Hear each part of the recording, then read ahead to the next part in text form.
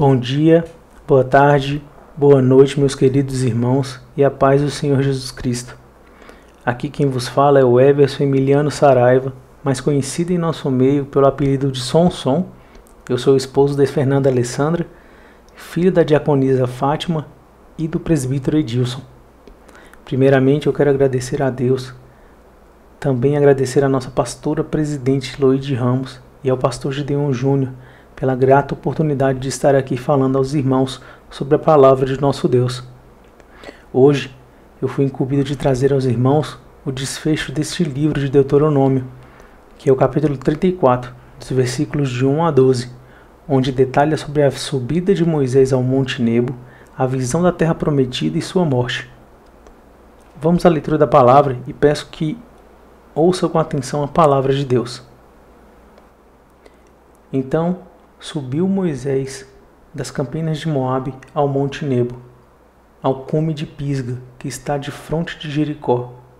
E o Senhor mostrou-lhe toda a terra, desde Gileade até Dan, e todo Naftali, e a terra de Efraim e Manassés, e toda a terra de Judá, até o mar último, e o sul, e a campina do vale de Jericó, a cidade das palmeiras, até Zoar.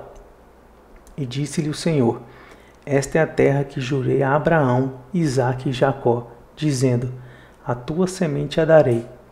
Mostro-te para a veres com os teus olhos, porém para lá não passarás.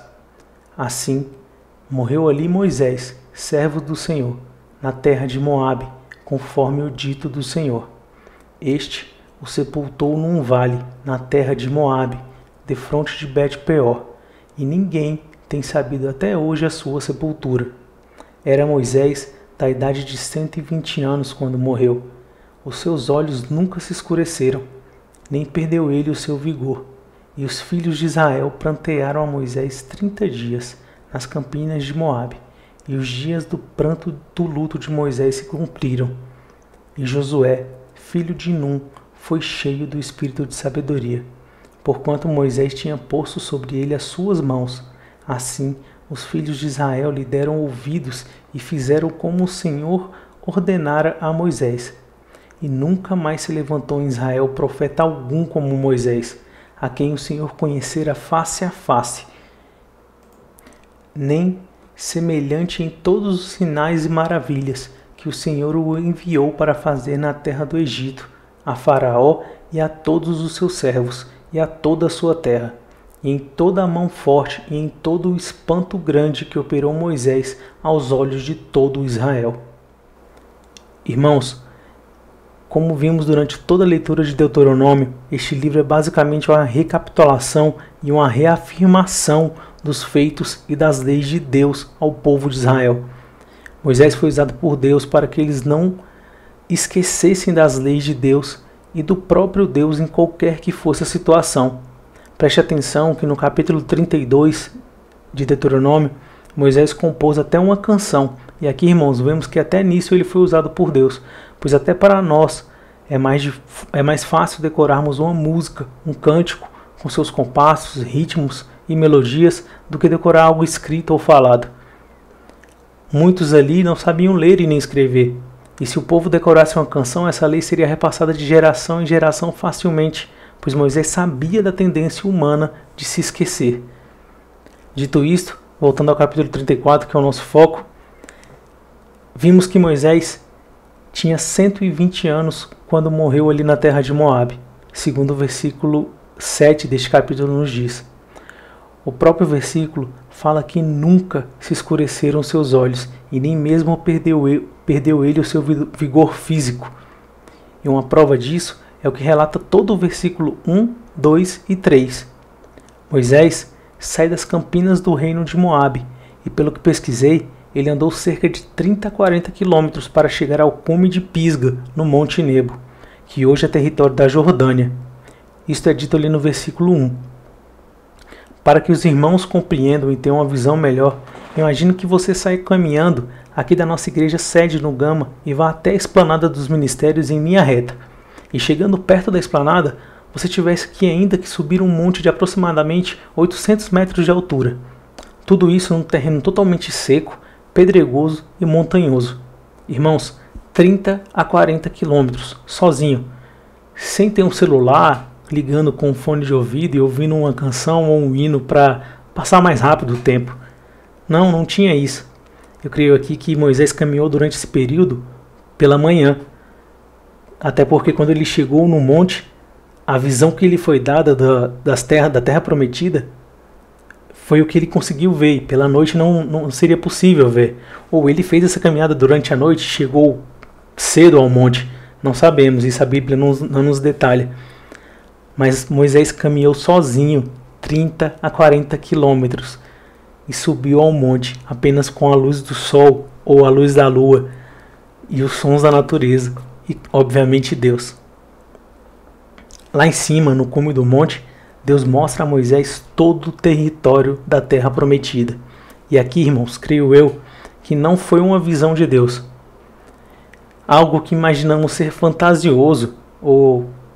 Claro que Deus pode ter sim ampliado a visão de Moisés e de alguma forma ter mostrado detalhes que não foram falados ali nesse versículo, neste capítulo. Mas do cume do monte pode-se sim ver toda a extensão da terra. E Moisés realmente viu a terra prometida em toda a sua extensão. Viu quão grande eram as bênçãos de Deus para o povo de Israel. E mais uma vez prova que mesmo aos 120 anos, Moisés não perdeu seu vigor físico e muito menos sua visão ficou cansada. Este é o nosso Deus. Estudando um pouco sobre o Monte Nebo, vi que até hoje este monte é preservado, inclusive é local de visitação de muitos turistas e peregrinos, justamente para conhecer e também para ter toda essa visão panorâmica que teve Moisés da Terra Prometida. Hoje, o monte é mantido pelos padres franciscanos e de lá pode-se ver exatamente toda a visão descrita nos versículos 1, 2 e 3 deste capítulo. Vale lembrar que até uma placa atual colocada em um dos mirantes do monte diz que para conseguir enxergar certos pontos, como a cidade de Jerusalém e outros pontos daquela região, o tempo tem que estar límpido, aberto, sem neblina ou nuvens de poeira. Para se ter uma ideia, a cidade de Jerusalém fica a 46 quilômetros do Monte Nebo. O Senhor Deus fala a Moisés no versículo 4, mostrando toda essa extensão de terras, vales, mares, montes e planícies, e deixa claro que esta é a terra prometida a Abraão, Isaque e Jacó, e diz que ele apenas verá, porém não pisarás, não passarás nestas terras. Dessa forma, ali morreu Moisés, servo do Senhor, conforme o Senhor havia dito.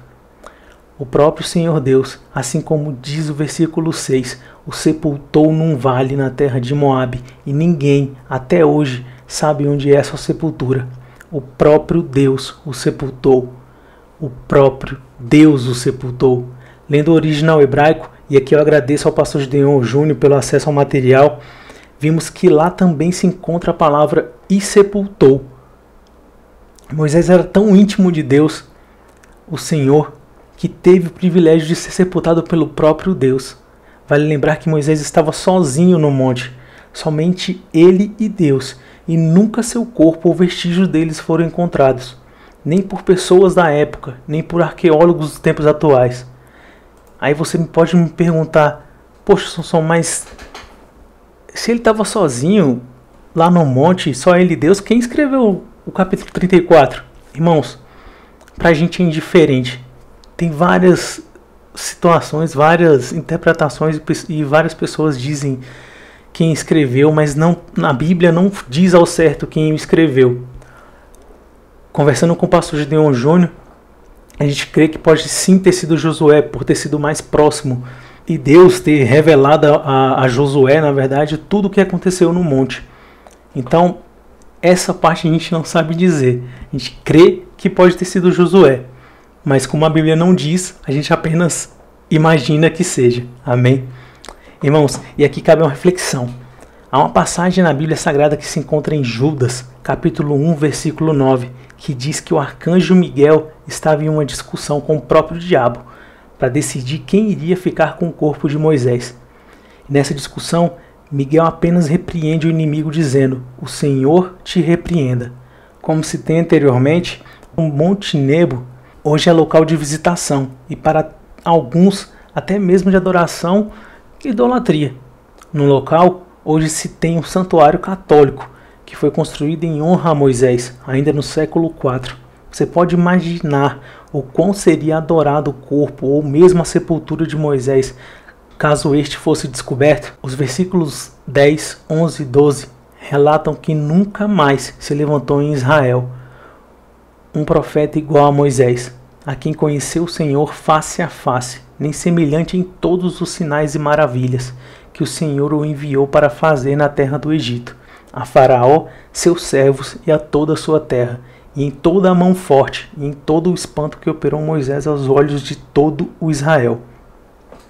Tivemos homens mais sábios na Bíblia como Salomão, tivemos homens mais fortes fisicamente como Sansão, tivemos homens líderes guerreiros sem igual como Davi, mas nenhum deles falou face a face com o Senhor Deus e operou tantas maravilhas como Moisés.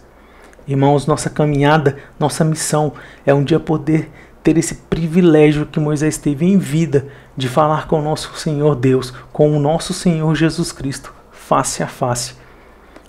Por enquanto, até completarmos nossa carreira, vamos guardando a nossa fé, pregando o Evangelho a toda criatura. Vamos pedindo a Deus sabedoria para que possamos alcançar esse objetivo e conversarmos com Ele face a face.